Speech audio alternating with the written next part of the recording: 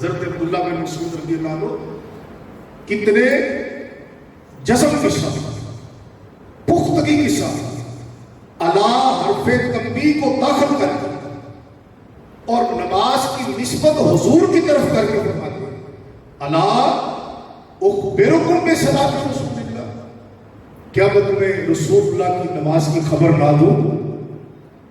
حضرت علقمہ فرماتے ہیں قال، علقمہ نے فرمایا فقام عبداللہ بن مسعود کھڑے ہو گئے، فرافع یدیہ اول مرۃ، عبداللہ بن مسعود نے نماز پڑھ کر دکھائی تو رفع الیدین پہلی بار کیا، یعنی عند الافتتاح نماز شروع کرنے کے بعد، ثم لم يعد، پھر رفع الیدین دوبارہ نہیں کیا، اس عمل کو دوبارہ نہیں اٹھایا۔ اور عبداللہ بن مسعود فرماتے ہیں یہ رسول اللہ کی نماز ہے۔ اچھا، الا اخبرکم، قوم ضمیر جمع کی ہے اور جمع میں کم سے کم 3 آدمیوں کا ہونا ضروری ہوتا ہے، زیادہ کی حد نہیں۔ معلوم ہوا کہ عبداللہ بن مسعود رضی اللہ عنہ نے یہ بات 1-2 بندوں کے سامنے بیان نہیں کی، پوری جماعت تھی جن کے سامنے عبداللہ بن مسعود نے یہ فرمایا قیامت میں رسول اللہ صلی اللہ علیہ وسلم کی نماز کی خبر نہ دوں تمہیں حضور کی نماز کی؟ تو آپ نے نماز پڑھ کر دکھائی تو رفع الیدین نماز میں ایک بار کیا عند الافتتاح، پھر ساری نماز میں کہیں رفع الیدین نہیں کیا۔ تو کیا فرمایا کہ یہ رسول اللہ والی نماز ہے۔ اب اس جماعت میں سے کسی ایک فرد نے بھی یہ نہیں کہا کہ آپ نے رکوع والا رفع الیدین نہیں کیا، اندر رکوع رفع الیدین آپ چھوڑ گئے ہیں، آپ بھول گئے ہیں۔ عبداللہ بن عمر رضی اللہ تعالیٰ عنہ نماز میں اندر رکوع بھی رفع الیدین بیان کرتے ہیں، اور آپ نے ہمیں وہ نماز پڑھ کر دکھائی ہے کہ جس میں ایک مرتبہ رفع الیدین ہے، باقی کسی جگہ پر نہیں، اور آپ فرماتے ہیں کہ یہ رسول اللہ کی نماز ہے۔ تو معلوم ہوا کہ آپ سے یہ روایت کرنے والے علقمہ ہیں۔ یہ دور اجل کبار تابعین کا دور تھا، صحابہ بھی اس مجلس میں ہو سکتے ہیں، لیکن اجل کبار تابعین کا یہ دور تھا کہ صحابہ کے بعد جو صحابہ کے شاگرد تھے تابعین کرام، ان کا دور تھا۔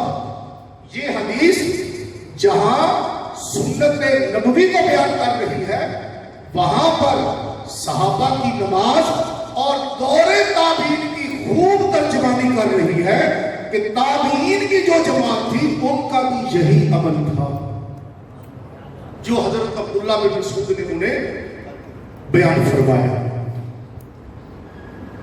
تو امام نسائی رحمۃ اللہ کا یہ ترک ذالک کا باب باندھنا اس بات کی دلیل ہے کہ امام نسائی رحمۃ اللہ نے یہ سمجھانا چاہتے ہیں کہ رفع الیدین ایسا عمل ہے جو ہمیشہ نہیں کیا گیا بلکہ یہ ترک کیا گیا ہے، اور ترک مصدر ہے، آپ جانتے ہیں مجھ سے زیادہ کہ مصدر کبھی فاعل کے معنی میں ہوتی ہے، کبھی مفعول کے معنی میں ہوتی ہے۔ تو اگر اس کو فاعل کے معنی میں لیں تو پھر ہوئے گا معنی ہوگا اس کو ترک کرنے والے،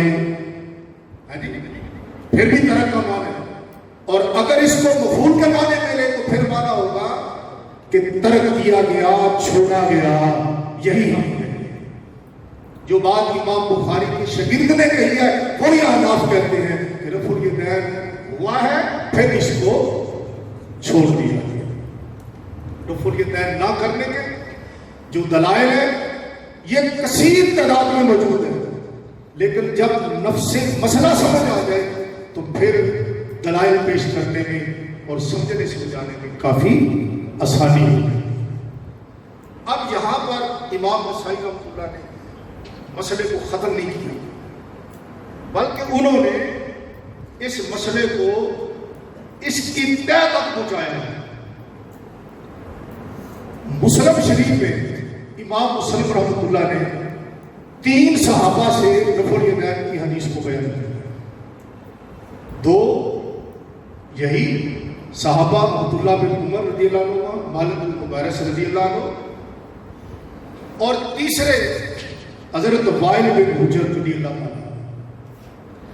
امام مسلم رحمۃ اللہ نے صحیح مسلم میں رفع الیدین کی روایات ان 3 صحابہ سے بیان کی. توجہ ہے آپ کی؟ سمجھ آ رہی ہے بات؟ بور تو نہیں ہو رہا؟ اچھا. امام مسلم رحمۃ اللہ نے 3 صحابہ سے، 2 بخاری شریف والے اور 1 حضرت وائل بن حجر رضی اللہ عنہ.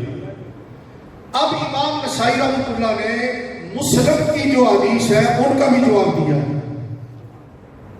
دیکھو یار، حنفی نہیں ہے لیکن کام حنفیوں والا کر رہا ہے.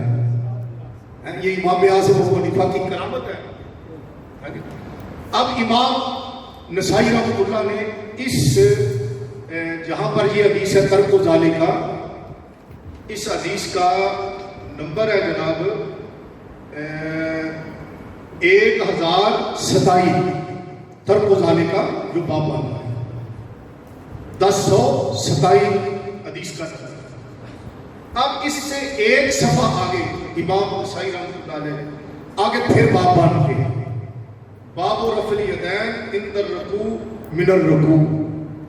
رفع الیدین کا باب باندھا اور حدیث لائے حضرت وائل بن حجر کی مسلم شریف میں کہ وائل بن حجر رضی اللہ تعالیٰ عنہ فرمایا کہ میں نے رسول اللہ صلی اللہ علیہ وسلم کو نماز کی ابتدا میں رکوع جاتے وقت، رکوع سے سب اٹھاتے وقت میں نے رفع الیدین کرتے ہوئے دیکھا. اب اس کے بعد مختصر پھر باب باندھتے ہیں. باب رفع الیدین حذف فروع الاذنین عند الرفع من الرکوع. پھر رفع الیدین کا باب باندھا مختصر بغیر کسی اور باب کو داخل کیے، اور اس میں پھر حدیث لائے حضرت مالک بن حویرث رضی اللہ عنہ رفع الیدین کرنے کی. اس کے نیچے مختصر پھر تیسرا باب باندھا باب رفع الیدین حذف المنکبین عند الرفع من الرکوع. اور تیسرے باب میں حدیث لائے حضرت عبداللہ بن عمر. مسلم شریف والے تینوں صحابہ کی حدیث بیان کر کے پھر امام نسائی باب باندھتے ہیں الرخصۃ فی ترک ذالکہ. پھر ترک کا باب باندھا. امام نسائی نے پہلے بخاری والی وہ حدیث کو لا کر ترک کا باب باندھا اور پھر مسلم والی تینوں حدیث کو لا کر پھر امام نسائی نے ترک کا باب باندھا اور نیچے حدیث لائے دلیل کے طور پر ایک اور سند سے حضرت عبداللہ بن مسعود کی. اس حدیث کا نمبر ہے 1059. اخبرنا محمود بن غیلان المروزی وحدثنا وکیع قال حدثنا سفیان عن عاصم بن کلیب عن عبد الرحمن بن الاسود عن علقمہ عن عبد اللہ قال انه قال الا اصلی لکم صلاۃ رسول اللہ. اس حدیث میں تھا کیا میں تمہیں خبر نہ دوں حضور کی نماز کی. اس میں کیا تمہیں وہ نماز نہ پڑھاؤں جو حضور کی نماز ہو. الا اصلی لکم صلاۃ رسول اللہ صلی اللہ علیہ وسلم. تمہیں وہ نماز نہ پڑھاؤں جو حضور کی نماز ہے.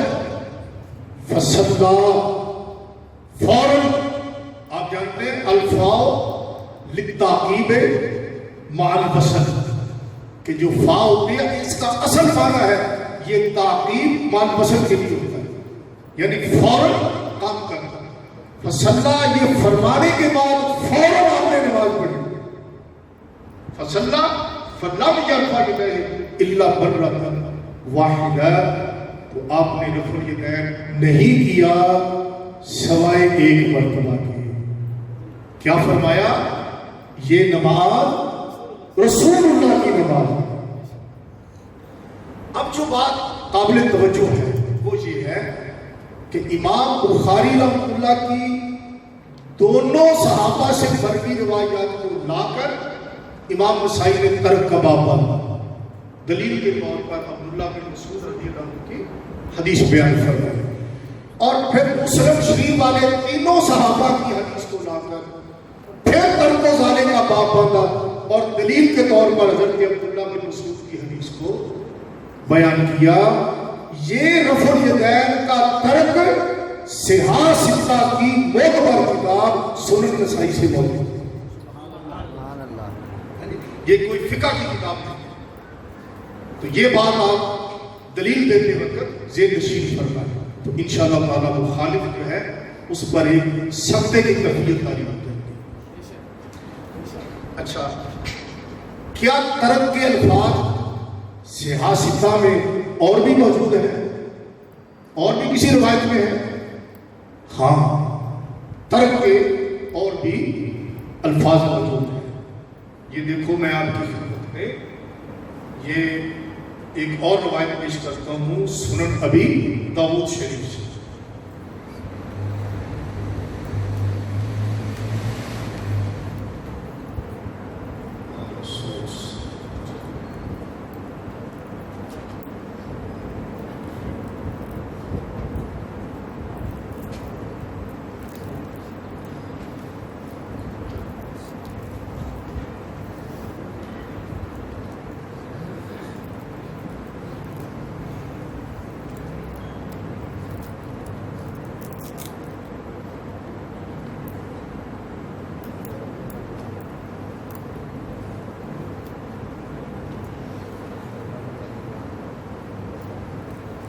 تھوڑی سی ناراضگی تو نہیں فرمائیں، حوالہ تو میں نے دیکھنا ہوتا ہے۔ اچھا لو جی، حدیث ہے ابو داؤد، سنن ابی داؤد کی۔ اچھا، حدیث کا نمبر ہے جی 739۔ حدثنا قتيبة بن سعيد قال حدثنا ابن لهيعة عن ابي هريرة عن میمون المکی، میمون مکی تابعی ہے، انہ رأى عبداللہ بن زبیر۔ میمون مکی یہ تابعی اور قاضی تھے، انہوں نے عبداللہ بن زبیر رضی اللہ تعالیٰ عنہ کو دیکھا، وصلی بہ یشیر بکفیہ حین یقوم وحین یرکع وحین یسجد وحین یدعو للقیام فیقوم فیشیر۔ تو یہ نماز میں رفع الیدین کرتے تھے، رکوع جاتے وقت، سر اٹھاتے وقت، اور ساتھ سجدے میں بھی رفع الیدین کرتے تھے۔ آپ کہتے ہیں فانطلقت الی ابن عباس، میں نے عبداللہ بن زبیر کی نماز دیکھی تو میں عبداللہ بن عباس کے پاس گیا، میمون مکی کہتے ہیں۔ اب یہ سنن ابی داؤد صحاح ستہ کی کتاب ہے۔ میمون مکی فرماتے ہیں کہ میں عبداللہ بن زبیر کی نماز دیکھ کر عبداللہ بن عباس کے پاس گیا رضی اللہ عنہ، فقلت، تو میں نے کہا عبداللہ بن عباس کو، انی رأیت ابن زبیر صلی صلاۃ لم ارا احدا یصلیھا، میں نے عبداللہ بن زبیر کو ایسی نماز پڑھتے دیکھا ہے کہ کوئی بھی ایسی نماز نہیں پڑھتا، کوئی بھی ایسی نماز نہیں۔ اب وہ دور کون سا تھا؟ صحابہ اور تابعین کا۔ لم ارا احدا یصلی، میں نے کسی کو بھی ایسی نماز پڑھتے ہوئے نہیں دیکھا، کسی کو بھی ایسی نماز پڑھتے ہوئے نہیں دیکھا۔ اب یہ الفاظ دور تابعین اور صحابہ کا جو آخری دور تھا، کیا یہ روایت، یہ الفاظ اس دور کی خوب ترجمانی نہیں کر لے کہ رفع الیدین کو ترک کر دیا گیا؟ کہ اگر کوئی رفع الیدین کرتا تھا تو دیکھنے والے پریشان ہو جاتے تھے اور جا کر دیگر صحابہ کو کہتے تھے کہ یہ ایسی نماز پڑھتا ہے کہ کوئی بھی ایسی نماز نہیں پڑھتا۔ لم ارا احدا یصلی، میں نے ایسی نماز کسی کو پڑھتے نہیں۔ اگر کوئی یہ کہے کہ جی یہ تو انہوں نے سجدے کی وجہ سے کہا ہے، تو یہ بات مجھے نشین فرمائے۔ امام ابن حبان نے اپنی صحیح میں اسی حدیث کو بیان کیا تو اس میں انہوں نے سجدے کے الفاظ نہیں بیان کیے، یہ روایت اس بات کی بیان دلیل ہے کہ دور صحابہ اور تابعین میں رفع الیدین متروک تھا. لم ارا احدا، آپ جانتے ہیں کہ جب نکرہ تحت نفی ہو تو فائدہ عموم کا دیتا ہے. یہاں پر نکرہ تحت نفی، لم ارا احدا، میں نے کسی کو نہیں دیکھا ایسی نماز پڑھتے ہوئے جو عبداللہ بن زبیر نے پڑھی. تو یہ سنن ابی داؤد کے الفاظ ہیں. الحمدللہ احناف رحمۃ اللہ تعالیٰ کا جو موقف ہے یہ بالکل سکا اور مضبوط موقف ہے کہ یہ رفع الیدین یہ ایک ایسی چیز ہے کہ جو ہوتی تھی اور بعد میں اس کو ترک کر. اب آپ کی خدمت میں ایک روایت سنن ابی داؤد سے ترک کی اور پیش کروں.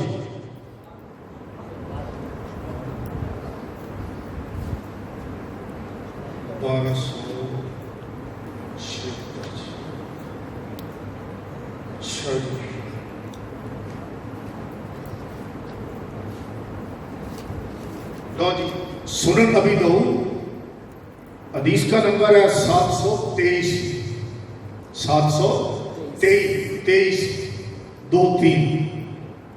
امام ابو داؤد رحمۃ اللہ علیہ یہ حدیث بیان کرتے ہیں حضرت وائل بن حجر رضی اللہ تعالیٰ عنہ کے حوالہ سے کہ میں نے رسول اللہ صلی اللہ علیہ وسلم کے ساتھ نماز پڑھی تو حضور نے رفع الیدین کیا، رکوع جاتے وقت، رکوع سے سر اٹھاتے وقت ابتدا میں.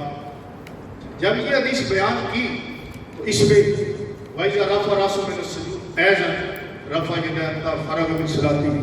تو میں نے دیکھا حضور علیہ السلام نے سجدے کے وقت بھی رفع الیدین قال محمد.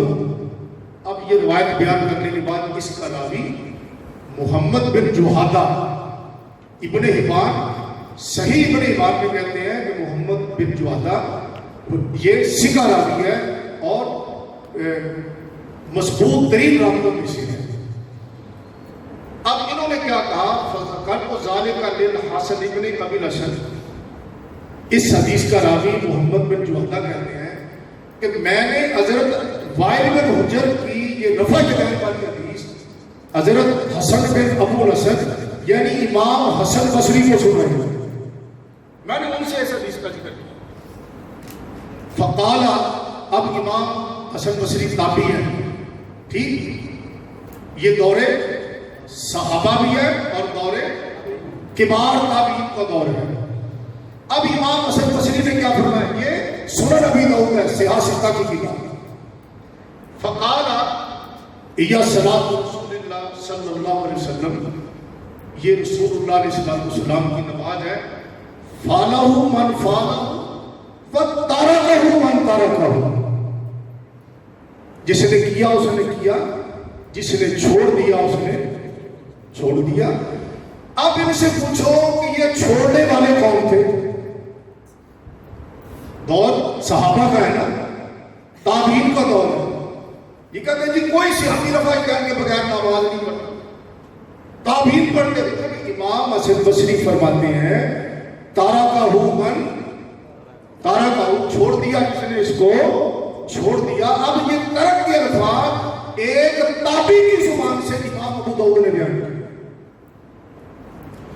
اب جس کی طرف امام حسن بصری رحمۃ اللہ علیہ نے اشارہ کیا کہ صحابہ اور تابعین میں سے بہت حضرات نے اس کو چھوڑ دیا تھا، اب اس کی تفصیل امام ترمذی بیان کر رہے ہیں.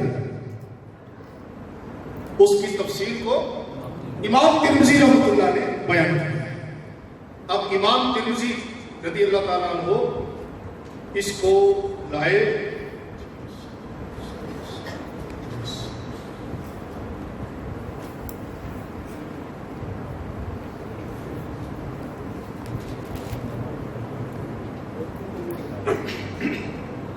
لو جی. اب جو بات قابل توجہ ہے یعنی یہ ترک کے لفاظ ایک تابعی نے بیان کیے اور مراد ان کی صحابہ اور تابعین ہے، اور کتاب صحاح ستہ کی سنن ابی داؤد شریف ہے. اچھا، اب امام ترمذی رحمۃ اللہ علیہ عبداللہ بن مسعود رضی اللہ عنہ کی حدیث بیان کرنے کے بعد کیا کہتے ہیں؟ قال ابو عیسیٰ حدیث ابن مسعود حدیث حسن، کہ ابن مسعود کی حدیث درجہ حسن میں ہے. فابی یقول غیر واحد من اہل العلم من اصحاب النبی صلی اللہ علیہ وسلم والتابعین، کہ اسی حدیث پر امام ترمذی جہاں پر غیر واحد کا لفظ ہوتا ہے، لفظی ترجمہ تو بنتا ہے سوائے ایک، لیکن امام ترمذی کی ایک اپنی اصطلاح ہے. غیر واحد کا لفظ بول کر امام ترمذی کثیر لوگ مراد لیتے ہیں، کثیر لوگ مراد لیتے ہیں. اب امام ترمذی فرماتے ہیں کہ کثیر صحابہ کرام اہل علم کا اسی حدیث پر عمل ہے کہ وہ اندہ لفتہ رفع یدین کرتے، باقی کسی نماز میں نہیں کرتے. جو امام حسن بصری نے بات پر تارا کہو بن تارا کہو، نسائی نے جس پر ترک کا باب باندھا، میمون مکی عبداللہ بن زبیر کے رفع یدین کو دیکھ کر پریشان ہوئے اور کہا عبداللہ بن عباس کو جا کر کہ عبداللہ بن زبیر نے ایسی نماز پڑھی ہے لم ارى احدا یصلیھا، میں نے ایسی نماز کسی کو بھی پڑھتے ہوئے نہیں دیکھا. اب امام ترمذی رحمۃ اللہ علیہ فرماتے ہیں کہ کثیر صحابہ کرام اور تابعین کا اسی حدیث پر عمل ہے، عبداللہ بن مسعود کی ترک والی حدیث پر. اور پھر فرماتے ہیں وہ قول سفیان و اہل الکوفہ، امام سفیان ثوری کا بھی یہی قول ہے. اور سفیان ثوری یہ بخاری شریف کے مرکزی روات میں سے ہے. غیر مقلدین کو کہو کہ بخاری سے سفیان ثوری کی حدیثیں نکال دو، یہ ترک رفع یدین کے قائل ہے. بخاری کا مرکزی راوی ترک رفع یدین کا قائل ہے. یہ بات ذہن نشین فرمائیں. ان کو جی بخاری کے جو مرکزی راوی ہیں وہ کہتے ہیں کہ رفع یدین نہیں کرنا چاہیے، آپ کی کیا حیثیت ہے؟ اور پھر امام ترمذی کی یہ اصطلاح ہے. امام ترمذی جب اہل کوفہ کہتے ہیں نا تو اس سے مراد بالاجماع اہل کوفہ ہو. کئی بار فرماتے ہیں بعض اہل کوفہ، کہ بعض اہل کوفہ نے یہ کہا. جہاں پر کہتے ہیں مطلقاً اہل کوفہ نے یہ بات کہی تو وہاں کے تمام محدثین امام ترمذی مراد لیتے ہیں. اور یہاں امام ترمذی نے کیا کہا؟ وَأَهْلِ کوفہ تھے کہ تمام اہل کوفہ بالاجماع رفع یدین کے ترک کی قائل ہے. اب انہیں کہو بخاری شریف سے ہم کوفی محدثین دکھاتے جاتے ہیں، آپ انہیں بخاری سے نکالتے ہیں کہ بالاجماع اہل کوفہ کے محدثین رفع یدین نہیں کرتے تھے. اور وہاں پر تو ہزاروں کی تعداد میں محدثین تھے. سفیان ثوری یہ بھی اہل کوفہ، سفیان بن عیینہ یہ بھی بعد میں اہل کوفہ ہو گئے تھے، یہ بھی کوفہ میں آباد ہو گئے تھے. وکیع بن جراح بخاری کا مرکزی راوی یہ بھی اہل کوفہ سے تھے. مکی بن ابراہیم یہ بھی اہل کوفہ سے تھے. کثیر سینکڑوں کی تعداد میں محدثین اہل کوفہ تھے. اور امام ترمذی کہتے ہیں تمام اہل کوفہ رفع یدین کے قائل نہیں تھے. اور ان میں اکثریت بخاری میں روایت ہوتی کہ جو اہل کوفہ کے محدثین ہیں ان میں اکثریت روایت جو ہے وہ بخاری شریف میں موجود ہے. گویا کہ ہم یہ بات اعلان کہہ سکتے ہیں بمانگے قول کہ بخاری شریف میں اہل کوفہ کے محدثین میں کثیر تعداد ایسی موجود ہے جو رفع یدین کے قائل نہیں تھے. یہ باتیں آپ کو ذہن نشین فرمانی چاہیے. اب امام ترمذی رحمۃ اللہ جو عبداللہ بن مسعود کی حدیث بیان کی، اب اس پر ایک اور چیز میں پیش کرنے لگا. بعض لوگ کہتے ہیں جی کہ یہ حدیث ثابت نہیں ہے کہ ترمذی میں لکھا ہوا ہے کہ امام ترمذی نے فرمایا کہ عبداللہ بن مبارک نے فرمایا کہ ابن مسعود کی حدیث جو ہے یہ ثابت نہیں ہے، اور عبداللہ بن عمر رضی اللہ عنہ کی حدیث جو ہے وہ ثابت ہے۔ یہ بالکل خلط ملط کرتے ہیں اور صحیح بات کو الجھانے کی کوشش کرتے ہیں، اس میں ذرا بھی ان کی صداقت نہیں ہے۔ تھوڑی سی آپ توجہ کے ساتھ یہ بات سماعت فرمائیں۔ امام ترمذی رحمۃ اللہ علیہ تو یہ فرماتے ہیں کہ یہ حدیث حسن ہے۔ اب جو حدیث ثابت ہی نہ ہو وہ حسن ہوتی ہے؟ حسن ثابت ہوتی ہے یا نہیں؟ حسن حدیث ثابت ہوتی ہے نا۔ اب جو حدیث ثابت ہی نہ ہو وہ تو جعلی ہوتی ہے۔ تو امام ترمذی فرماتے ہیں یہ حسن درجے، اور جو حدیث ثابت ہی نہ ہو بھلا اس پر صحابہ کرام کا عمل ہو سکتا ہے، تابعین کا عمل ہو سکتا ہے؟ امام ترمذی تو فرماتے ہیں اس پر صحابہ اور تابعین کا عمل ہے۔ تو اگر یہ حدیث عبداللہ بن مبارک کی جرح اس حدیث پر ہوتی تو امام ترمذی رحمۃ اللہ نہ اس کو حسن کہتے، نہ ہی امام ترمذی رحمۃ اللہ نے اس پر صحابہ کا عمل بتاتے، نہ ہی تابعین کا اس پر عمل بتاتے، تو نہ ہی بالاجماع اہل کوفہ کا عمل اس پر بتاتے۔ تو امام ترمذی رحمۃ اللہ کا صحابہ تابعین اہل کوفہ کا اس پر عمل بتانا اور اس کو حسن درجے کی حدیث کہنا اس بات کی دلیل ہے کہ عبداللہ بن مبارک کی جرح اس حدیث پر نہیں ہے۔ وہ الفاظ الگ ہیں، اس کی سند الگ ہے، اس کی سند الگ ہے، اس کا متن الگ ہے، اس کا متن الگ ہے۔ بات فالو کر رہے ہیں؟ اچھا اس میں کیا ہے؟ نمبر ایک تو اس میں متصل سند نہیں ہے، اس کی سند منقطع ہے۔ نمبر دو اس میں کہ نبی پاک علیہ السلام کھڑے ہوئے، عبداللہ بن مبارک فرماتے ہیں کہ یہ حدیث ثابت نہیں کہ نبی پاک علیہ السلام کھڑے ہوئے، حضور نے نماز پڑھی، نبی پاک نے نماز پڑھی اور رفع یدین پہلی بار کیا پھر نہیں کیا۔ ان لفظوں کے ساتھ جو حدیث مرفوع ہے عبداللہ بن مبارک فرماتے ہیں وہ ثابت نہیں۔ جو امام نسائی نے پیش کیا ہے اس میں یہ نہیں کہ نبی پاک کھڑے ہوئے، نہیں، اس میں عبداللہ بن مسعود نے فرمایا، عبداللہ بن مسعود کھڑے ہوئے، عبداللہ بن مسعود نے نماز پڑھ کر دی۔ فرق واضح ہو گیا کہ وہ الفاظ اور ہیں، یہ الفاظ اور ہیں۔ اور پھر امام ترمذی رحمۃ اللہ نے یہ جرح جو عبداللہ بن مبارک رضی اللہ تعالیٰ عنہ والی جرح ہے اس کو پہلے رفع الیدین کے باب میں بیان کر کے آگے باب باندھتے ہیں، باب ما جاء ان النبی صلی اللہ علیہ وسلم لم یرفع الا فی اول مرہ۔ یہ رفع الیدین کے نہ کرنے کا باب باندھ کر پھر اس میں انہوں نے عبداللہ بن مسعود کی حدیث بیان کی اور جرح کا ایک لفظ بھی انہوں نے بیان کیا۔ عام طور پر وہابی غیر مقلدین یہ مغالطہ دینے کی کوشش کرتے ہیں، تو اس کو آپ ذہن نشین فرمائیں گے انشاءاللہ بہت فائدہ ہے۔ یہ جو عبداللہ بن مسعود رضی اللہ تعالیٰ والی حدیث ہے، یہ اس حدیث پاک کو یہ کثیر محدثین نے سکہ کہا۔ یہ میرے پاس ہے جامع ترمذی، احمد شاکر غیر مقلد وہابی کی تحقیق کے ساتھ۔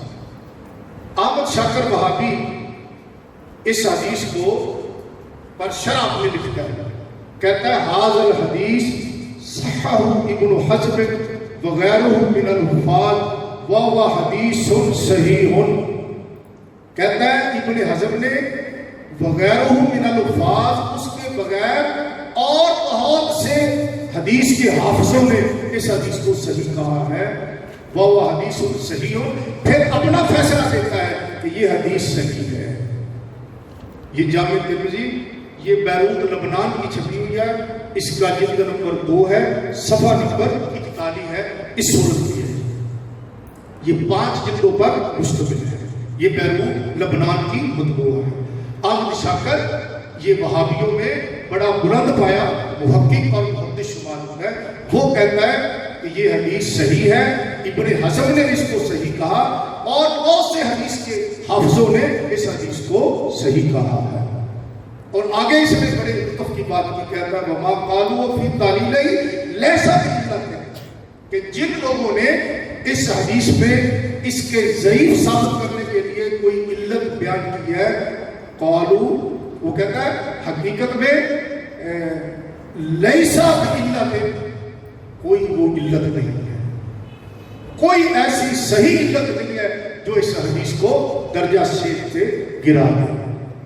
تو یہ غیر مقلدین کا بہت بڑا علامہ ہے۔ اچھا، یہ میرے پاس ہے ابن حزم کا، جس کا اس نے بھی حوالہ دیا، یہ المحلہ بالآثار، یہ غیر مقلدین کا بہت بڑا محدث اور علامہ شمار ہوتا ہے۔ یہ جناب ابن حزم کے نام سے مشہور ہے۔ یہ میرے پاس جلد نمبر 2 ہے، یہ بھی دار الفکر بیروت لبنان کی یہ چھپی ہوئی ہے۔ اچھا، اس میں اس نے جناب حضرت عبداللہ بن مسعود رضی اللہ تعالیٰ عنہ کی حدیث کو 2 بار صحیح کہا، ایک بار نہیں 2 بار اس نے صحیح کہا ہے۔ حضرت عبداللہ بن عمر رضی اللہ، حضرت عبداللہ بن مسعود رضی اللہ تعالیٰ عنہ کی حدیث کو 2 بار اس نے صحیح کہا، ایک بار نہیں 2 بار، کہ شاید ایک بار کہنے سے کسی غیر مقلد کو اعتبار نہ آئے تو شاید اسے دوسری بار اعتبار آئے۔ عبداللہ بن مسعود کی حدیث یہ اپنی سند سے بیان کر کے کہتا ہے اِنَّ هَذَا الْخَبْرَ صَحِیحٌ، یہ محلہ ابن حزم جلد نمبر 3 اور صفحہ نمبر 4 ہے میرے پاس، یہ دار الفکر بیروت لبنان کی یہ چھپی ہوئی ہے، پاکستان کی چھپی ہوئی ہے۔ وہ کہتا ہے اِنَّ هَذَا الْخَبْرَ صَحِیحٌ، کہتا ہے بے شک یہ حدیث صحیح ہے۔ چند سطور بعد میں پھر کہتا ہے صحہ خبر ابن مسعود، کہتا ہے ابن مسعود کی حدیث صحیح ہے، یہ ابن حزم غیر مقلد ہے۔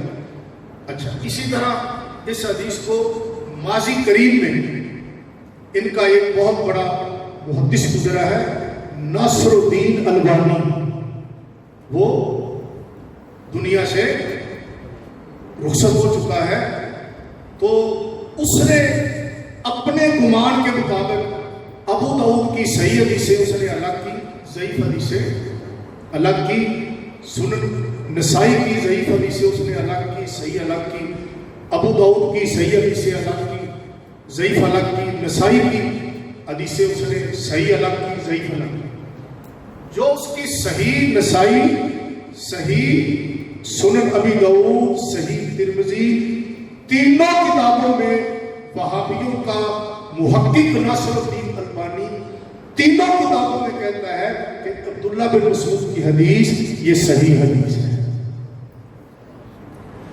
پھر ناصر الدین البانی وہابی کی تحقیق سے مشکات شریف میں چھپی ہوئی، جس پر اس نے